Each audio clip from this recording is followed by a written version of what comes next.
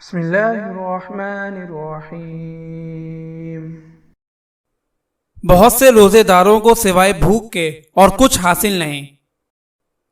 حضرت ابن عمر رضی اللہ تعالی عنہما سے مروی ہے کہ آپ صلی اللہ علیہ وسلم نے فرمایا، بہت سے روزہ رکھنے والے ایسے ہیں کہ ان کو روزے سے سوائے بھوک اور پیاس کے کچھ حاصل نہیں ہے۔ اس طرح رات کو جاگنے والے بہت سے ایسے ہیں کہ ان کو بیداری کے علاوہ کچھ حاصل نہیں۔ فائدہ: روزہ رکھے تو گناہوں اور نامناسب امور سے اور ایسے امور سے بچنے کا اہتمام کرے جو روزے کے مقصد کے خلاف اور گناہ کا باعث ہیں۔ زبان، آنکھ، ہاتھ، پیر، ان سے روزے کا ثواب متاثر نہ ہو۔ یہ تو ایسا ہی ہوا کہ ایک جانب محنت اور مشقت سے مال حاصل کیا اور دوسری جانب اسے ضائع کر دیا۔ اسی طرح عبادت کے ساتھ گناہ کرنے سے ثواب سے زیادہ گناہ کا اثر ہو گیا۔